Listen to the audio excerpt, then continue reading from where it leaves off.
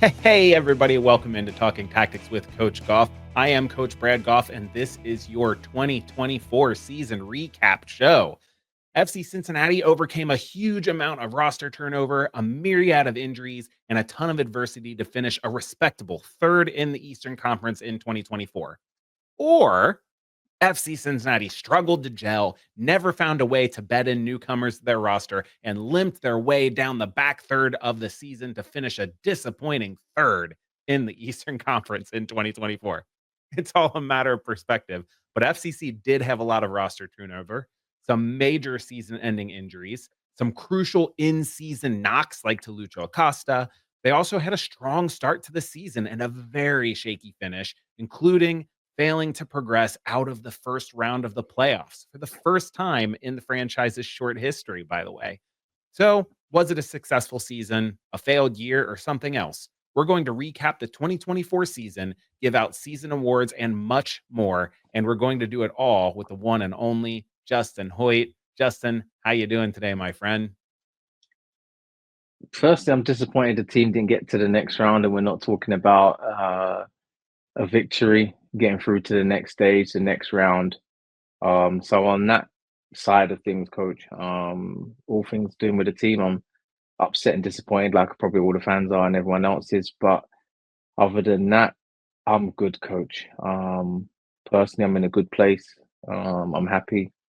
I'm excited about the next couple of weeks, I should say, leading up until the new year. And although it wasn't great for the team on a personal note, for me, it's a good ending to the year. So I'm great, coach. How are you doing? How's things? Disappointing, I could imagine, but how are you doing? How's life back I in am, Cincinnati? Do you feel settled? Do you feel happy to be back? How are you yeah, doing? That's the main thing. I am buzzing, Justin, because what 2024 season that happened so long ago. Sure, we'll I recap that, know. but it's all about possibilities right now. Hmm.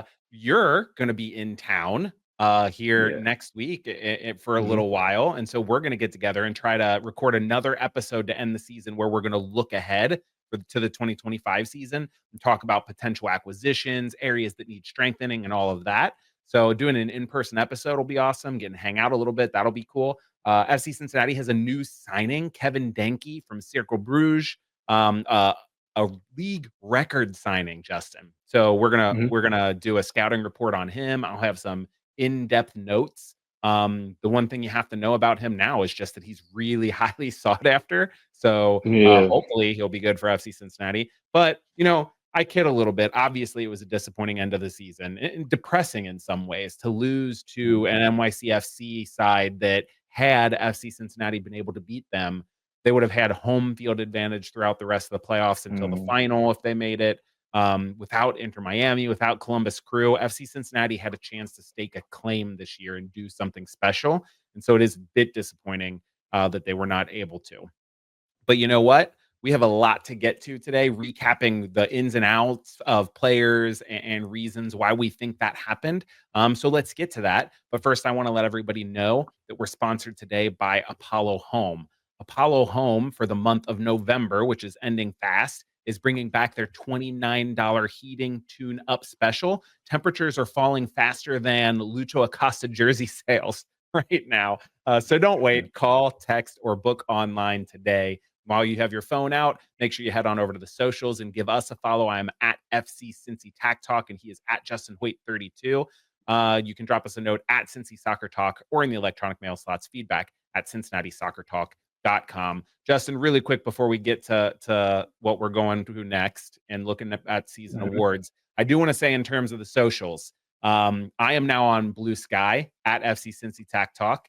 I'm Yeah. going to be phasing out my Twitter account and getting Oh, okay. completely rid of it because I do not want to Mhm. support the regime of the megalomaniac narcissist that owns Twitter. That's my decision. I'm not judging anybody else who makes a different decision. Mhm. But Justin, you also are on Blue Sky.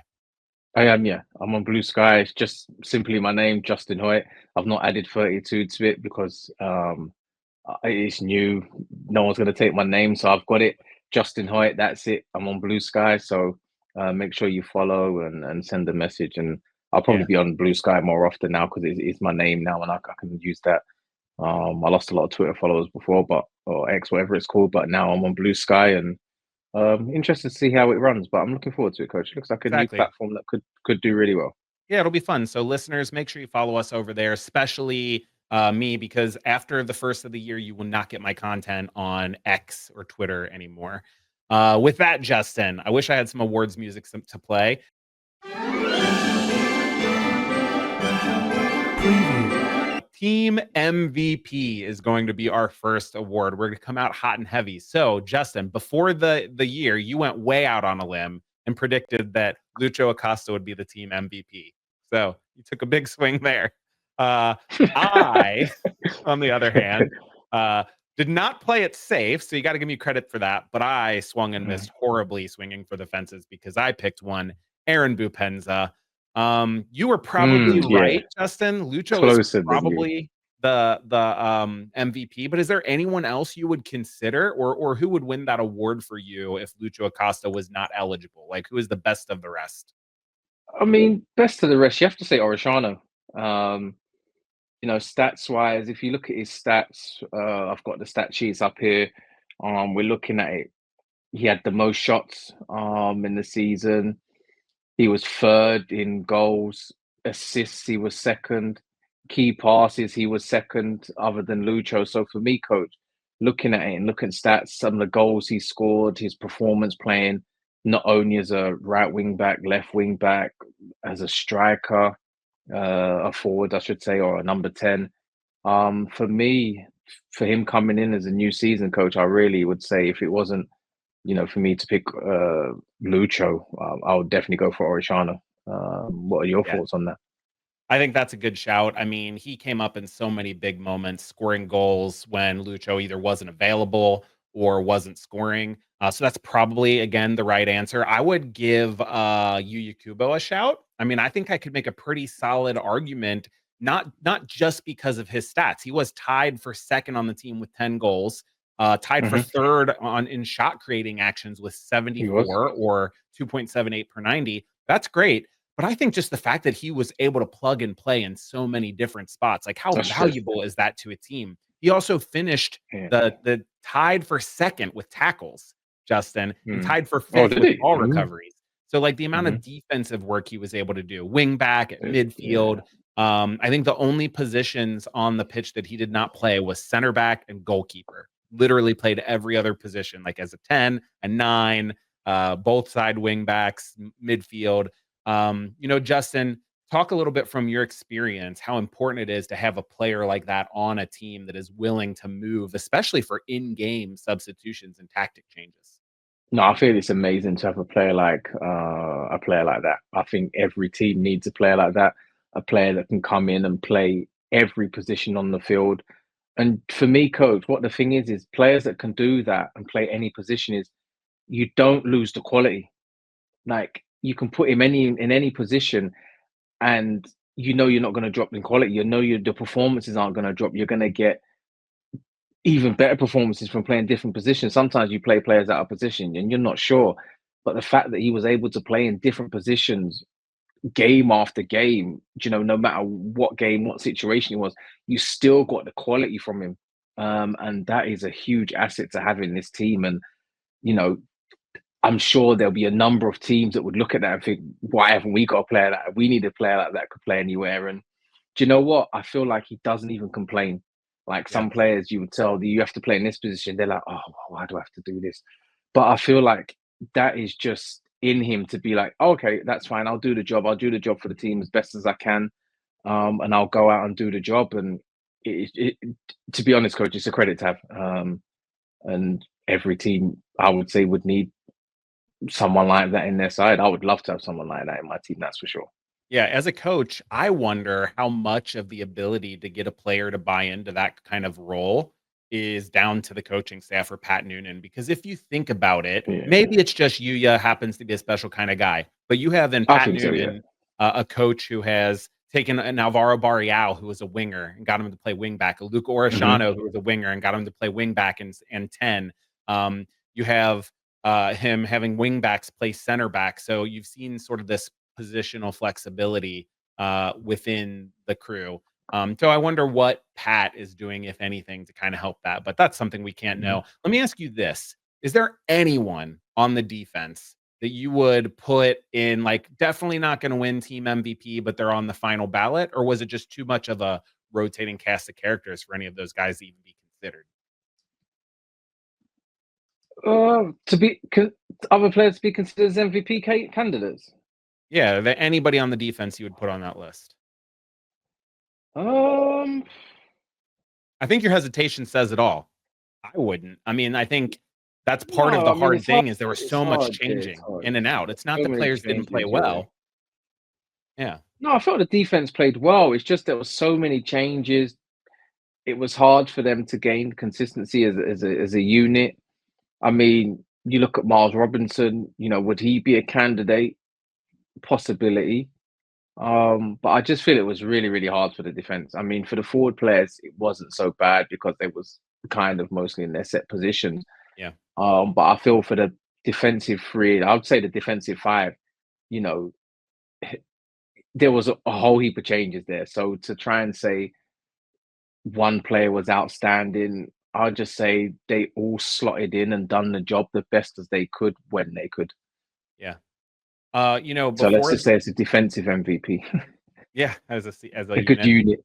Before Yeah. the season, we had a discussion where we talked about, like, well, who would need to be on that list if FCC were to have a successful season? And, like, obviously, Lucho, we knew was going to have an MVP style season, but we had the discussion of, Hmm. like, who do you think would need to be on that list for us to look back and be like, this is why we had such a good season. I said Miles Robinson, and you said Obi Wobodo.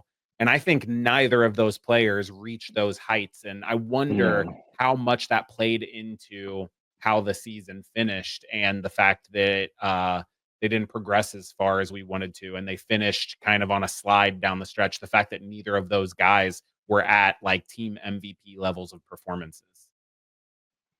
Yeah, I'd say towards the end of the season, yes.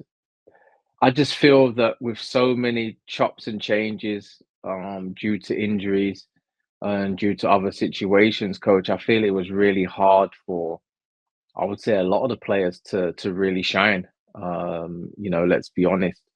And that's not a fault to the players. That's not the fault to the coaching staff. I just felt like as a team and as a coaching staff, they just had to put players in positions that could go out and do the job for that game. And for some most majority of the games, it worked. And I feel that considering there was so many changes, the team done, I would say, really well to finish the way they did. Okay, later on, we saw that they had a consistent lineup, but the performances wasn't, what we expected. But that's just how soccer is. But Yeah. in order to get an MVP to overtake what we spoke about, or our predictions on what we thought, coach, I just feel it was hard to even, you couldn't even imagine how the season was going to end up. During that season, Yeah. we never would have thought what would have happened.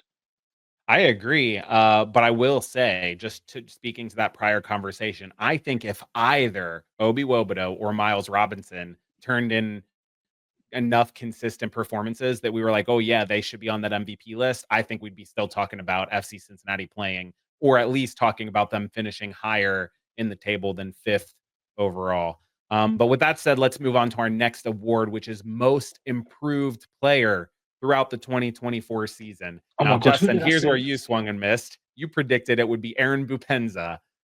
So I guess you could make an argument that him not being on the team improved the team overall, or maybe he's doing really well Yeah, wherever he is. Maybe he improved. I said it'd yeah, be that's a Ian bad shout Murphy. for me. Ian Murphy probably also a bad shout, considering he lost his starting job to Teenage Hadebe, the new signing. Um, Yeah. and I'm not sure he really, part of the reason why he lost that job is because I think he was solid all year, but I don't think he Mhm. showed that progression where we thought, wow, he's getting better and better, Mm. like I thought he might. I thought he would start to stake his claim as, Yeah. one of the top 15 center backs in Hmm. MLS, and he did not Hmm. reach that. Me as well. Hmm. So the question is, who is the answer? Most improved player. Do you want to go first, or do you want me to go? Most improved player for this season, coach. You're asking me a tough question, yeah? I gave you the questions before we got on, Justin.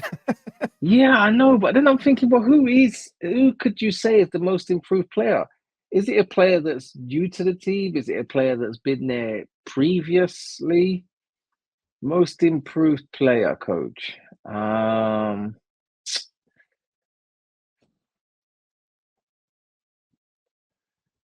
Coach, sometimes you ask me some tough questions. All right, I'll jump in with my answer, and then you can just tell me I'm right, and we'll just call it a day.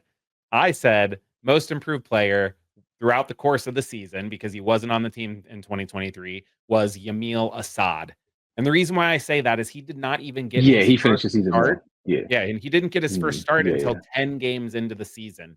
And then he Hmm. finished as such a key secondary chance creator. We Yeah, it talked was great. all year about the need for somebody else other than Lucho to create chances. And Yamil ended up having 8 goal contributions, which was the Hmm. best of play out of all players other than Lucho, Luca, and Kubo. So after you take out those Hmm. top 3, which was like, the 3 starting forwards at the end, he had the most goal contributions. So I think Yamil Assad was the most improved throughout the year. I think he went from a player who I was like, man, he should only be a spot starter, maybe coming into a guy that, like, when he missed time with injury, I was like, oh no, what are they going to do?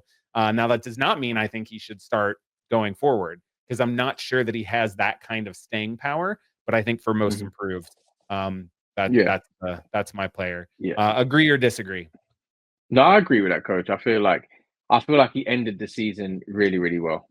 Considering he wasn't a starter, I feel like he made that left wing back position his own, and I feel him making that position his own, also pushed Barreal, sorry, Or pushed Shauna? Orishano further forward. And I felt, attacking wise, that was a lot better. And you look what Assad was able to do with his goals and his assists, and his, contribution, his link up play with uh, Lucho, I felt was really, really good. And I really, really liked the way he ended the season.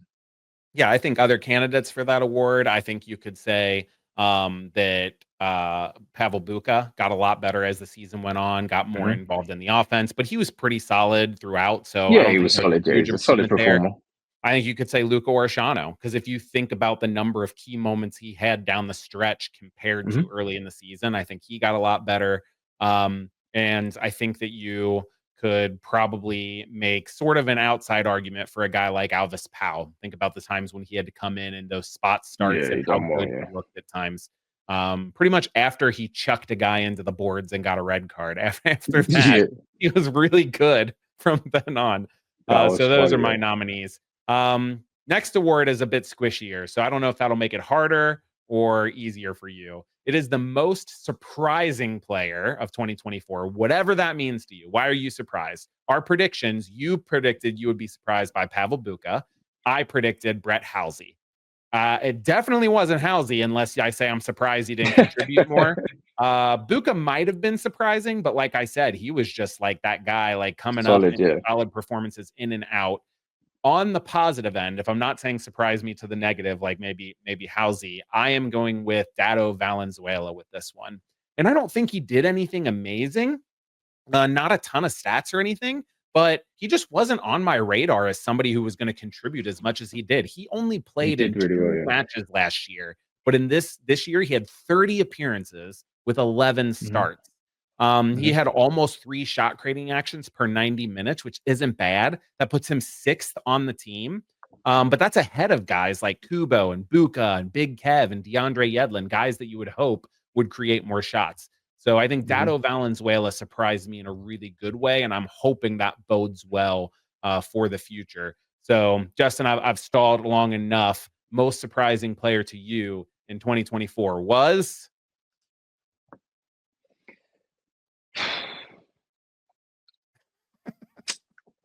Nah, coach. I'll go with you, coach, because like I said, I didn't think he'd get the minutes he got, and I felt when he come into it, he actually did look like he was ready to play. He looked like he fitted into the team, effortlessly.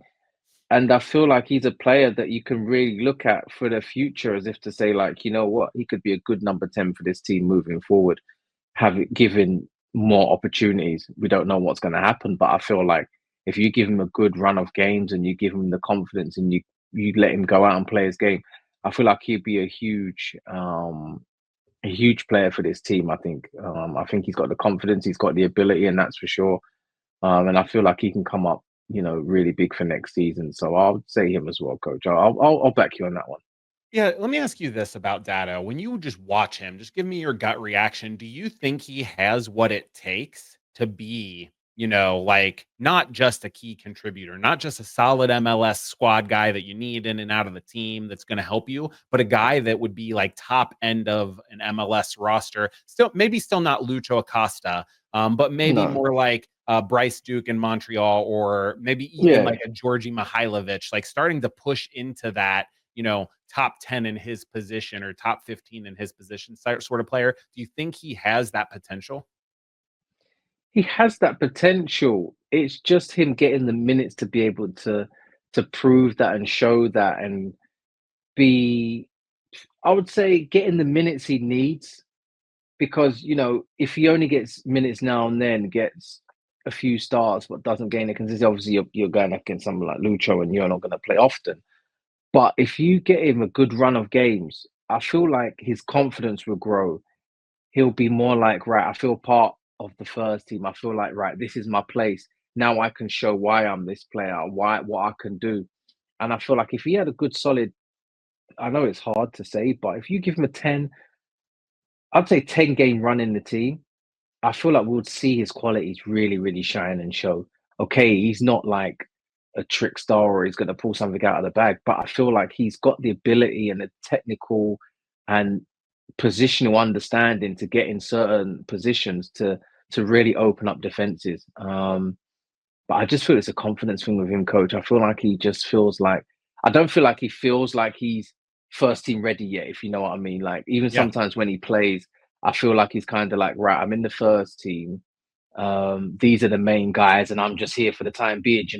I know I've been there, I've been in that situation, so I know what it's like, and I kind of see how he might see that or how he might be feeling. But I feel like he's that luxury player, not an Ozil, but he's got that um, appearance about him. He's got that style of play about him that he could be that number 10 that the team might need. Yeah. But I really think he's got the ability for it.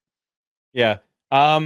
Exactly for what you just said, the fact that he doesn't look ready yet is what makes that it's a hard question, right? To judge his Mhm. potential. The thing that I come back to when I think could he be top 10 at his position in the league is just there is nothing that he does that I think he is elite at. Not yet. Like Not you said, yet. he's not a trickster, he's not a dribbler, he's not a sublime passer. Mm. He has a really good touch and he draws fouls really well, but I don't know what does that put him more as less as a number Yeah. 10 and more as like a secondary forward dropping Hmm. into link play.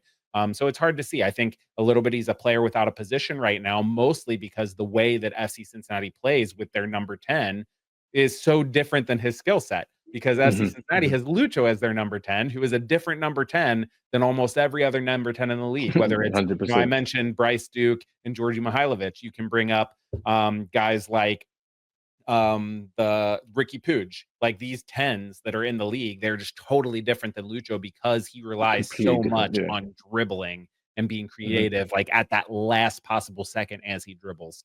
Yeah. So it will yet to be seen. Now, Justin, this is an easier category, but it's one you're gonna hate because you Oh hate gosh. to be critical of players. So this is the award for the biggest disappointment of the season. Now, here's where you don't have to be too critical. This doesn't mean it's a bust. Mm. It doesn't mean this person's never going to be good. Just someone who you thought, for whatever reason, would contribute more than they did. So it could be because of Can I nagging go? injuries and things like that. Did you want to go first on this one? Can I go for Bupenza? Is that a possibility? Does that That's count? who I have. It has to be, right? I thought he was It going to win has the to Golden be, Boot, coach. Justin. But that's what I mean. It has to, for me, it has to be him because for me, looking at last season and this season, we picked him to be, the goal scorer, the number 9, the one player we needed to replace Vasquez. He was the player, coach. And I thought, right, great. This season he's gonna shine, he's gonna show. For whatever reason, coach, it just didn't work. And so for me, My biggest disappointment has to be Bupenza, coach. Yeah. Sorry, hands down, it has to be. It And has to it's be. not even the fact that he ended up not on the team. I mean, that's part of it, but it's when he No. was here. He just never got into the flow, never hit the ground Yeah, I running, just didn't think. Yeah, he never. just wasn't happy. I don't think. I will say if I had to, if you said, well, you can't name Bupenza because he's not on the team anymore. If I had to pick someone else, I But would he pick, was. I think, Corey Baird. Because last season for Houston, he played 2,300 minutes and he didn't even break 1,000. So, he had 5 goal contributions this year. Last year for Houston, he had 13. He just never found his form. And I didn't think he was going to be fantastic. I did not think he was going to replace Vasquez or Brenner or any of these guys, but I thought he'd be like a solid role player that would help the team, that would spot start. And he pretty quickly lost that starting spot. And at the end, when he came on the pitch, he was playing as a wing back. I think you could add Roman Celentano to the nominees on this list. Unfortunately, he didn't have a terrible season, but if you talk about disappointment, I just think he didn't take that next step for me. Like he was really good last year, and then if anything, he took a step back this year.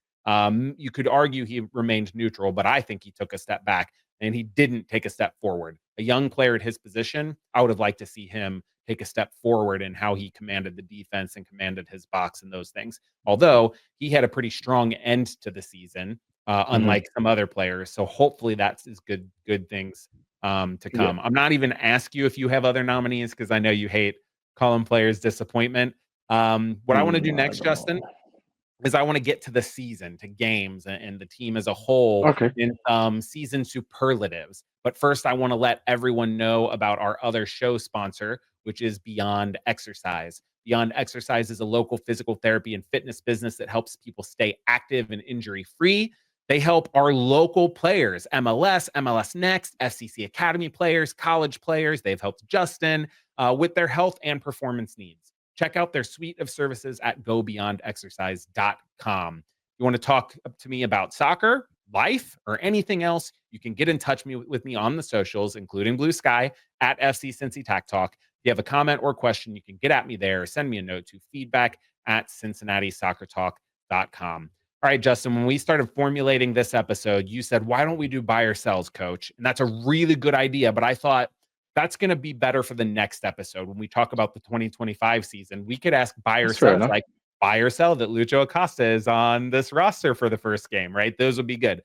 So listeners, send us in your buy or sell questions at FC Cincy Tac Talk, at Justin Hoyte 32, feedback at CincinnatiSoccerTalk.com. Let's get those in so we can get those ready for the next episode. But for now, we're going to do what I'm calling season superlatives. So, first one, I want to know from you, what do you think was the biggest surprise of the 2024 season? This could be how the team played, where they finished. So we're not talking about players, but what surprised you most? It doesn't have to even be like a really concrete thing. It can be just like a thought or an aspect. What surprised you most for FC Cincinnati about the 2024 season?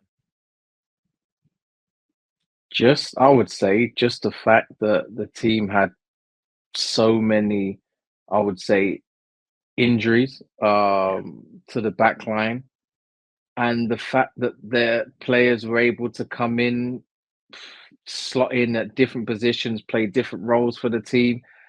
And I would say, coach, I would say I would be happy with the way the team finished. If you was to look at it at the start of the season and say, "Oh, Cincinnati are going to lose this player, they're going to lose that player, they're going to have to play these amount of players out of position, they're going to have to chop and change every single game up until the last few games that leading into the playoffs." You ask any fan or anyone that, you're going to say, "Right, we're not even going to make the playoffs." So for me, for the team and for the organization, for the players to even be able to slot in and get the job done, to even finish where they finished in the league, coach, I would say that's great.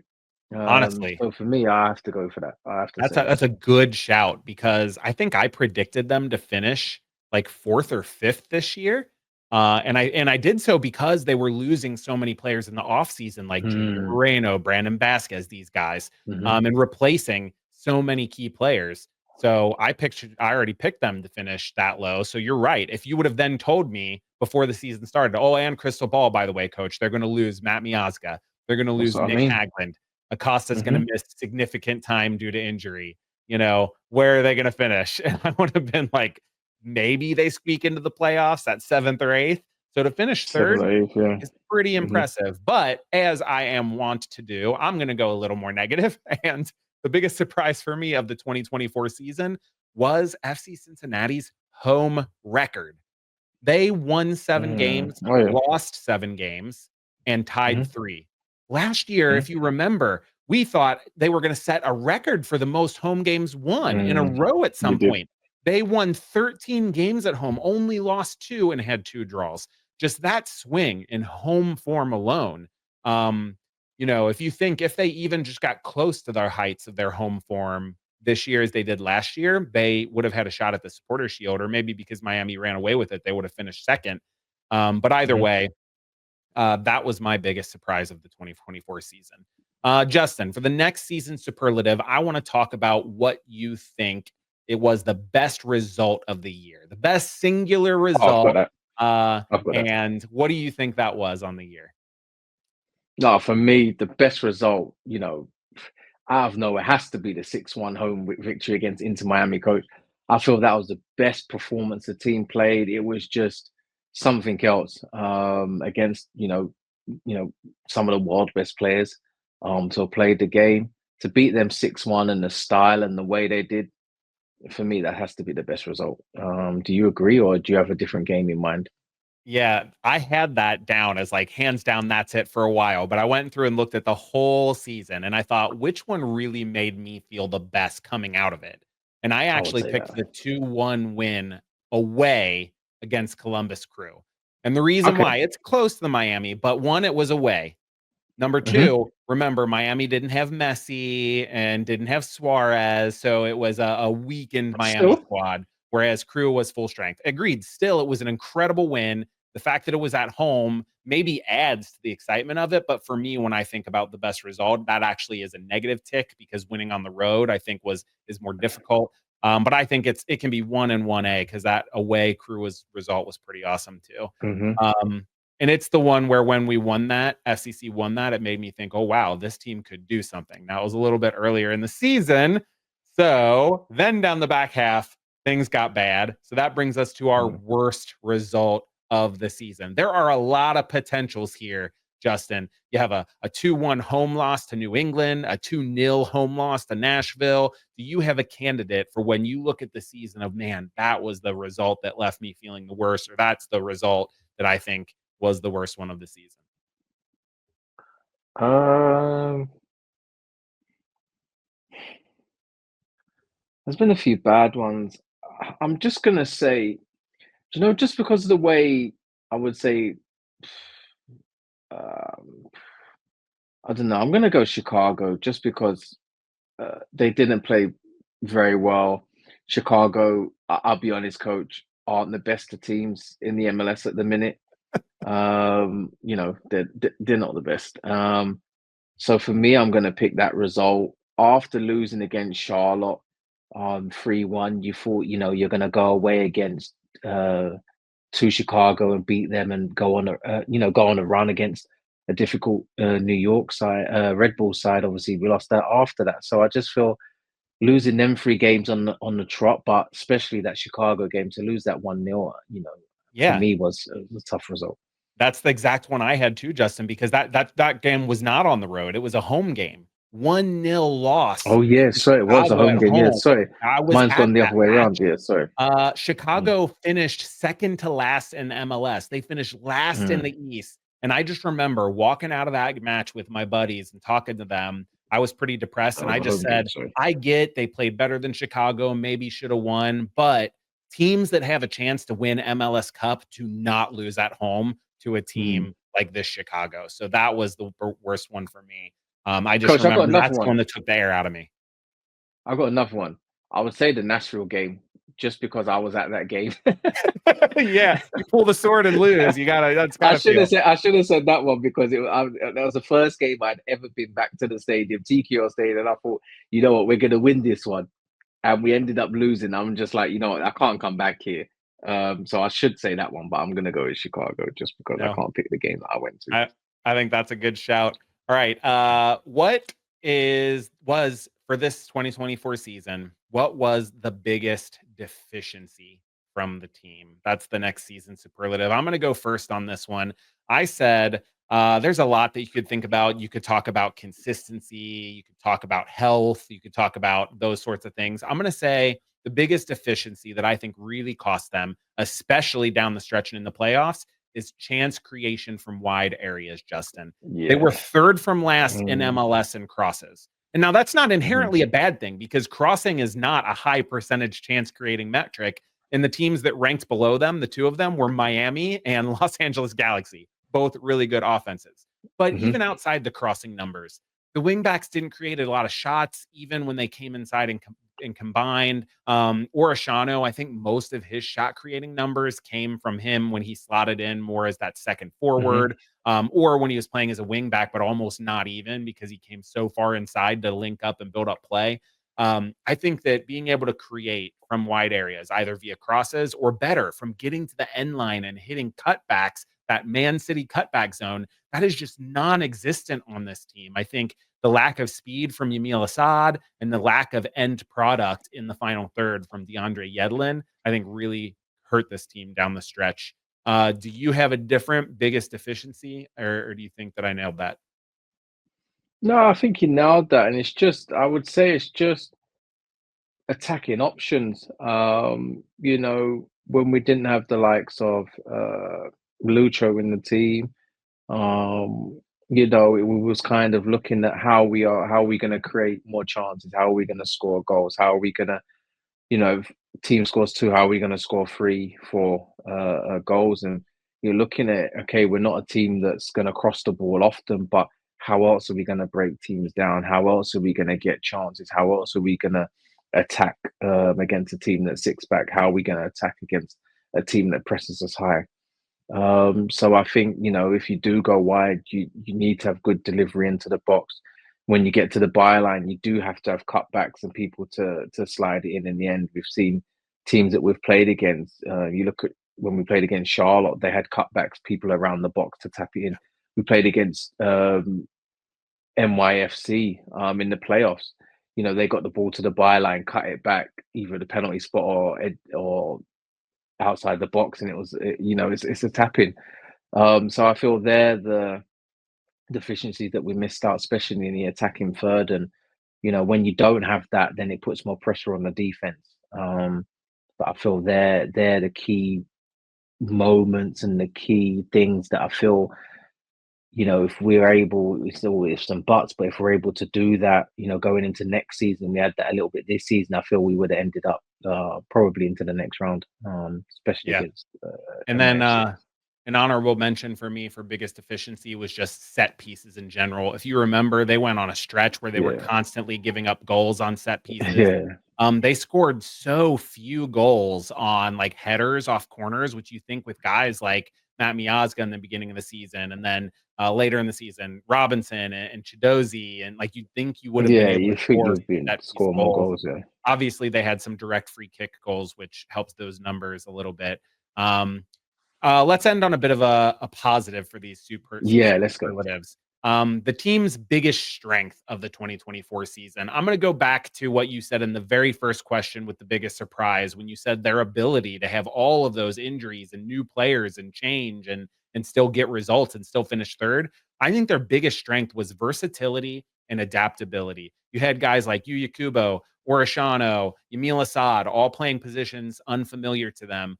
You had guys like Powell and Yedlin playing between wing back and center back. You had a couple games where the two of the three center backs were actually wing backs, right? You had like Yedlin, center back, and then Powell. So the fact that they were so able to finish so high, even with all of that changing, I think is the biggest. That was their biggest strength this year, in my opinion. What about you? Yeah, I think that's right, coach. I just feel defensively, like we say, with so many chops and changes, I feel defensively was really good, coach. Um, I can't. I mean, I agree with you. I don't think I can add much more to that, Okay, coach. I think that's all you right. said it No all. need to. So here's this one's a little bit nebulous, but I want to know and try to put yourself into as a player on this team. And Okay. your contract has been renewed, your option's been picked up, you're back for Hmm. 2025. What is one I thing wish. that FCC will carry with them from this season into 2025, whether that's like a certain tactical idea, whether that's a lesson they've learned, whether that's confidence that's been built about something, whether that's like a loss or a bad thing that happened that they're going to carry and then make that like a chip on their shoulder. What do you think is one thing that FCC will take from this 2024 season that they will carry with them into 2025 as a good thing? To know that if they've got players out injured, that they've got other players that can slot into the team and do a job Yeah, out of next man position. up. They've got next man up. They've got players that can play in a number of positions, which we probably didn't think they could, but we know that they're capable of doing it. Okay, we don't want that. We don't wish injury on anyone, but if that does happen, we know that we've got, providing all the players are back, or I feel that's something we can take into it, something we can look back at season and say, right, we had so many injuries, we've had to chop and change this player's played there, this player's there. But you know what? They've done a good job. So if we need them next season, we know if this happens again, we can slot this player in there, we can slot that player in there. So I feel for me, they're the biggest takes that we have to take into the next season. And for sure, coach, if I was one of them players, I'd be like, right, coach, I can play left, I can play right, I can play central, I can slot in everywhere. If you need me, I'm ready to go. I'm Mr. Versatile if you need. Yeah, I think that's a good call, and I think that's the right answer. That I had that as my answer, but I'm going to change just so we're different. Yeah, that's fine. And I'm going to say the other thing that they will take with them is the confidence that they can get results without Lucho Acosta or without Yep. Lucho playing his best.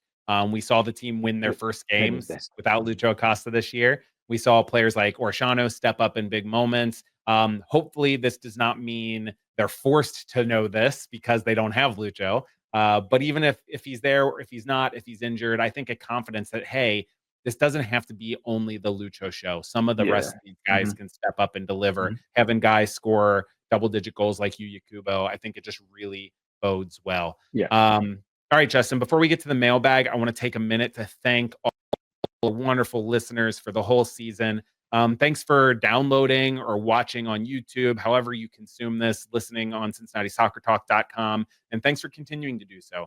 Thanks for spreading the word. Please continue to interact with us on social media, retweet our things. It helps people find us. You can go over to CincinnatiSoccerTalk.com/Coach Apple Podcast to rate and review the show. And of course, you can support Cincinnati Soccer Talk to help us do and keep covering the team over at CincinnatiSoccerTalk.com support.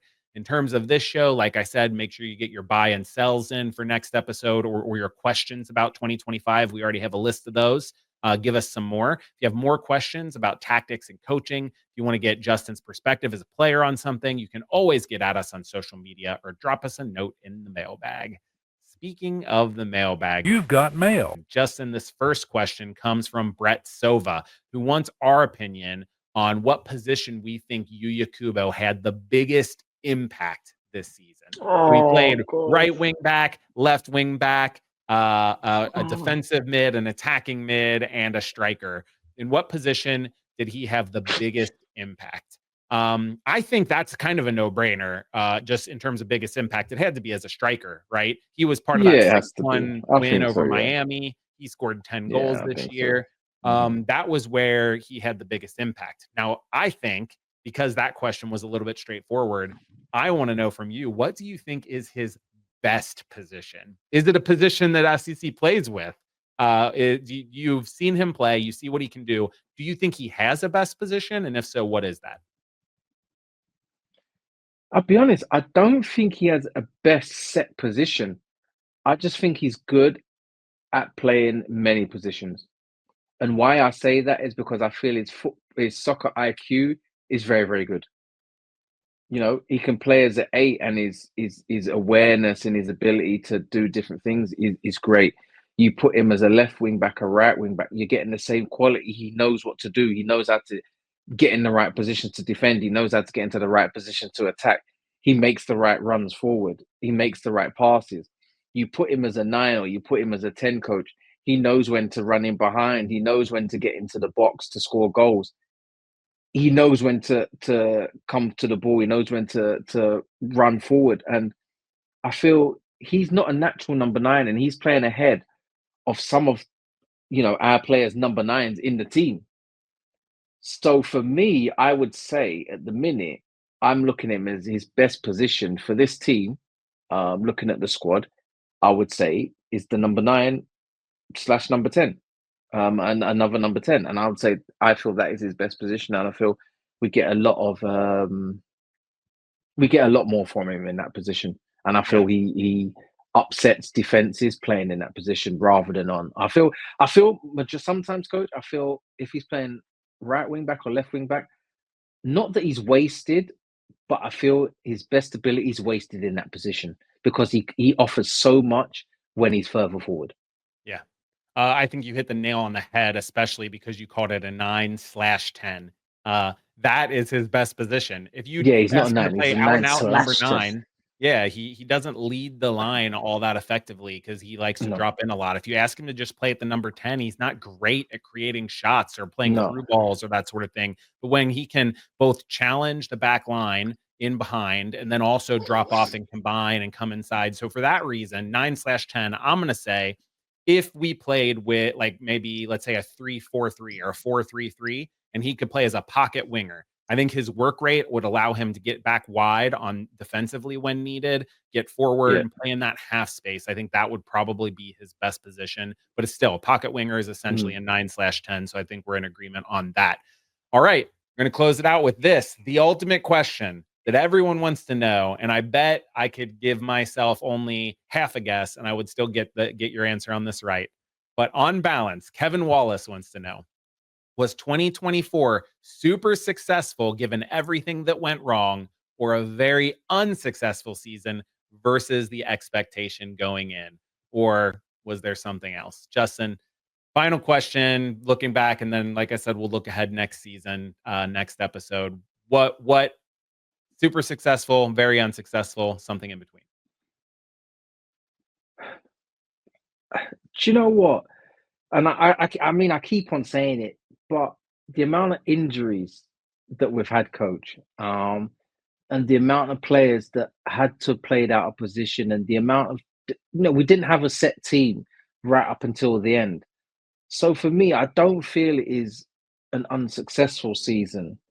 I would say it was an okay season, a better season than I thought and everyone else thought they would have done.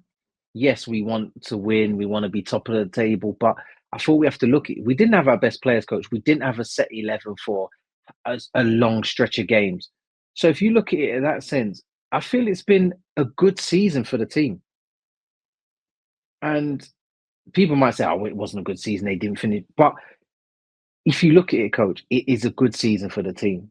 You know, they've brought players in, they've had to slot in, they've had to just come in and do a job straight away. They've come in and they've done a good job. They didn't get battered by teams. They didn't fall off from near the top of the table. They were still challenging right up until the end. And I mean, you can't compare. You're going against Messi, you're going against Suarez, you're going against Busquets. Okay, Columbus performed well, but for us to finish where we finished in the table, getting into the playoffs, disappointing that we didn't make, the next round of the playoffs, but I still feel it was a decent, good season for the team. Yeah, I have so many mixed thoughts. If you asked me before the season if FCC finished third, you know, would that be a successful season? I'd be like, yeah, that's a successful season. I don't think that's way out shooting expectations, but it's not way underperforming either. If you asked me after Miazga got injured, and especially after Haglin got injured a game or two later, if they finished third, would I feel good about that? I would say, "Oh, man, I'd feel great about finishing 3rd." That's Mhm, very successful in my mind because mhm. you're losing last year's defensive player of the That's year, what I mean. arguably the second most important player on your team to Lucho Acosta. So, Yeah. but then once we got through that and we were playing okay, and then we hit that slide in the back third of the season, like that was so disappointing. It was disappointing to slide that far. And then obviously not being able to get out of the first round, not going as far as I would have liked in Leagues Cup, not going as far as I would have liked in Champions Cup, all of these things. You ask like overall, like my gut feeling, I don't think it was super unsuccessful because I didn't have huge expectations for this team with the amount of roster turnover, but I definitely can't call it successful because, you know, if FC Cincinnati wants to be a team that competes for trophies, They didn't this year. They didn't compete for a trophy. They weren't in the Supporters Shield race. I mean, they were for a while, but not for the last, 7, 8, 10 games. They didn't Mm. play for a championship in any of the cups, or even make a semifinal, or the last four. So I think you would have to say, on balance, because I have such high hopes for FCC as an organization competing for silverware, I would say if I had to give it a letter grade, I would probably give it a C before I would give it like even a B minus. So, but Mhm. that's just me. Um, Mhm. Justin, I'm excited. This next episode we're going to record hopefully in person. We'll have to figure out how to do that. Yeah, I'm If not excited in about that. person, Yeah, we'll definitely get to at least hang out as we plan it. So that's cool. it's Anything else you want amazing. to say about the 2024 season before we close the book on that season and look ahead with the next episode? I think I was just excited that I got to go to a game, coach. I mean, I spoke about it so much the season before, and this season I was so excited. I was able to get to a game, pull the sword out of the stadium. Um, was great. Got to see some old faces, which was fantastic. But no, for me, for the team that was put together, the new players that come into the organization when they did, I thought they felt slotted into the team well. Some players come in at the start of the season, didn't get we would say the minutes that we probably thought, so we probably didn't see the best of them. Um, but all in all, coach, in all fairness, we're disappointed that we're not still talking about another game in the playoffs or talking about them now playing in MLS Cup final and stuff like that. But you Yeah. know what? We have to be positive. It's been an okay season. What I'm excited about now is a new season. We put this behind, put this to bed. We're talking about a new signing. It's going to be an interesting off season. I'm looking forward to the new jerseys that will be released, coach. So there's a lot to look forward to. I'm looking forward to the new season, and I feel the coaching staff and everyone around the organization really going to push for something big next season. And I'm really looking forward to the new season, coach. And obviously, I'm just happy and grateful that we was able to record this season.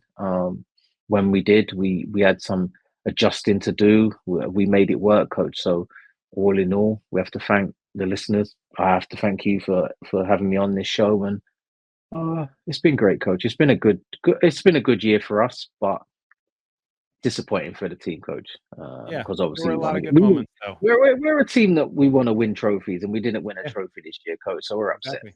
All right. So that is the sound of the book closing on the 2024 season, as lame as that was. I thought it would be a little more thunderous, but it's paperback. What are you gonna do? It didn't close hard because there's so much more to be written in 2025. There's We'll so say much that. more. And with that, Justin, that is it for this episode of Talking Tactics with Coach Gough. If you want to do us a huge favor, make sure you're subscribed to the podcast, to the YouTube channel. Head on over to CincinnatiSoccerTalk.com/Coach Apple Podcast to rate and review the show and tell a friend. Other than that, thanks to you all for listening. Thanks to producer Mike for making this show audible. Thanks as always to my co-host Justin Hoyte. I had fun today, and I'm hoping you did too. This is Coach Brad Gough reminding you that soccer is a privilege. So whether watching, coaching, or playing, don't forget to smile.